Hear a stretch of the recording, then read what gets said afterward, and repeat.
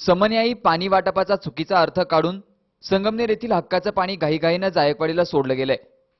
महामंडळ असताना सरकारचा हस्तक्षेप पूर्णतः चुकीचा असून या भागातील जनतेसाठी जिल्ह्यातील सर्वांनी राजकीय मतभेद विसरून एकत्र येऊन मोठं जनआंदोलन उभारून हा निर्णय सरकारला रद्द करण्यास भाग पाडू असं आवाहन माजी महसूल मंत्री आमदार बाळासाहेब थोरात यांनी केलंय। संगमनेर येथे पाणी बचाव कृती समितीच्या वतीनं तालुक्यात कडकडीत बंद पाळण्यात आला। यावेळी शासनाच्या निर्णयाविरुद्ध आयोजित भव्य मोर्चात ते बोलत होते। यावेळी व्यासपीठावर आमदार डॉक्टर सुधीर तांबे, बाजीराव पाटील खेमनर, दुर्गा तांबे, ॲडव्होकेट माधवराव कानवडे, रणजितसिंह देशमुख, प्रकाश कलंत्री, ओंकारनाथ भंडारी आदी मान्यवर उपस्थित होते। या निर्णयाविरुद्ध शहरासह चोर कवठे ते बोटा संपूर्ण तालुक्यात कडकडीत बंद पाळण्यात आला। भंडारदारा आणि निळवंडे धरण हे पर्जन्य छायेतील दुष्काळी भागातील लोकांसाठी आहे। निळवंडे धरण आम्ही रक्ताचं पाणी करून उभं केलं। यासाठी वेळोवेळी आमदारकी आणि मंत्रिपद देखील पणाला लावलंय। यामध्ये माजी मंत्री मधुकरराव पिचड यांचं मोलाचं योगदान राहिलंय। कष्टातून उभं केलेलं निळवंडे धरण मोडू देणार नाही। संगमनेर तालुक्याला चळवळीचा आणि संघर्षाचा इतिहास आहे। हक्काच्या पाण्यासाठी लढलो, त्यातून 30% पाणी मिळवलं। आज या पाण्यावर राजकारण करू नका। पाण्याच्या लढ्यासाठी सर्वांनी एकत्र या। इथला शेतकरी आणि जनता आम्ही उद्ध्वस्त होऊ देणार नाही। राजकारण न करता सर्वांनी संघटितपणे मोठा जनलढा उभारावा असं आवाहन आमदार थोरात यांनी केलं। खरं विचार करायला लावणार आहे। आमचा मराठवाडा वेगळा नाही। मराठवाड्याचा पालकमंत्री मी राहिलोय, त्यांना सुद्धा पाणी मिळालं पाहिजे। ते पाणी आणायचं कसं, उपलब्ध कसं करायचं याची सुद्धा चर्चा होऊ शकते। परंतु तुम्ही ते करीत असताना काहीतरी पूर्वग्रह दूषित पद्धतीने हे सर्व बनवता आणि ठीक आहे, न्याय मिळाला पाहिजे त्यांनाही।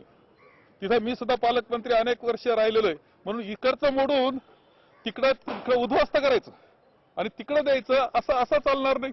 हे समजून घेतलं पाहिजे। ही स्ट्रॅटेजी जी आहे ती पूर्णपणे बदलली पाहिजे, या विचाराचे आम्ही आहोत। याच्यातून सगळ्यात महत्त्वाची गोष्ट की जे निळवंड आम्ही उभं केलं, ज्याच्यामध्ये पूर्ण आयुष्याचं सगळे आमदारकी मी पणाला लावली, मंत्रिपद पणाला लावलं, मधुकरराव पिचड साहेब जे आहेत त्यांचे पूर्णपणे सहकार्य त्यामध्ये लाभलं। आज 8.5 TMC पाणी हे या दुष्काळी पट्ट्याला जिथं बाजरी पिकत नाही तिथं देण्याची आम्ही स्ट्रॅटेजी बनवली। ती मोडीत काढायला निघाले। निळवंडे आम्ही मारू देणार नाही, हे तुम्हाला स्पष्टपणे सांगतो। आणि कुणी निळवंड्याला मारण्याचा प्रयत्न करू नये, कुणी घरवेधीपणा करू नये हे सुद्धा सांगतो। मोठेपणा मिळवण्याकरता काहीतरी स्टेटमेंट करायचं, मोठेपणा करता अरे इथे आम्ही जिवंत राहिले, ही शेतकरी जिवंत राहिले, ज्यांच्या जीवावर तुम्ही मोठे ते जिवंत राहिले तर तुमचा मोठेपणा तुमचं स्वतःच चांगलं झालं म्हणून या शेतकऱ्याचं चांगलं झालं असं समजायचं कारण नाही। आणि म्हणून या बाबतीतलं मी तर अजूनही आग्रह करतोय, संगमेर तालुका आज तर आमचे कार्यकर्ते आलेले आहेत, आमचे सर्व पोरा बाळासह आमच्या महिला सुद्धा उतरतील, पण त्याकरता सगळ्यांनी एकत्र आलं पाहिजे। ज्याच्यावर परिणाम होतोय असे अनेक तालुके, अकोल्यावर परिणाम होणार आहे, संगमेरवर परिणाम होणार आहे, राहत्यावर परिणाम होणार आहे, कोपरगाववर परिणाम होणार आहे, राहुरीवर परिणाम होणार आहे, श्रीरामपूरवर परिणाम होणार आहे, नेवाशावर परिणाम होणार आहे।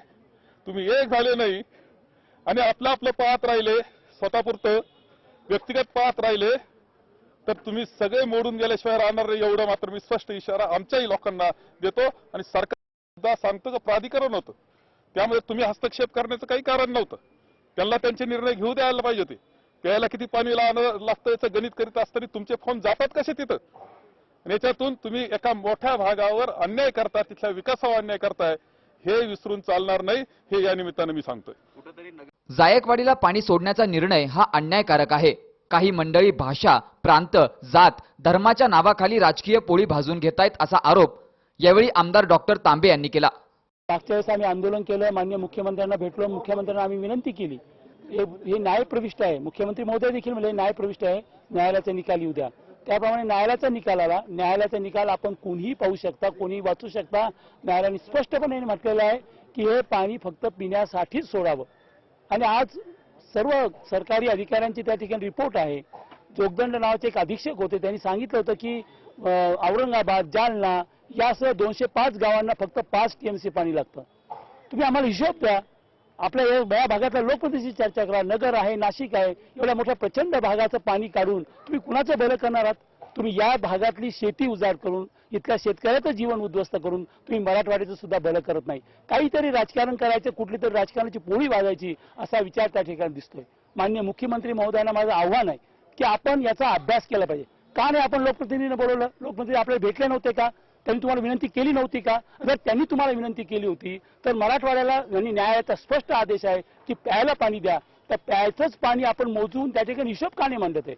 येऊ द्या तो हिशोब, तज्ज्ञांना हिशोब पाहू द्या, तज्ज्ञांनी तो हिशोब पाहू द्या, आमची काही म्हणणं नाही त्याला. परंतु प्यायच्या पाण्याच्या नावाखाली अशा पद्धतीने पाणी सोडून तुम्ही या भागातली शेती जर उजाड करणार असेल तर ते खपवून घेतलं जाणार नाही. आम्ही या ठिकाणी आंदोलनाची पहिली पायरी आहे. आत्ताच नामदार साहेबांनी सांगितलं, आम्ही नाशिकच्या लोकांशी बोलतोय, आम्ही नगरच्या लोकांशी बोलतोय, आम्ही सगळे मिळून तीव्र स्वरूपाचं आंदोलन करू.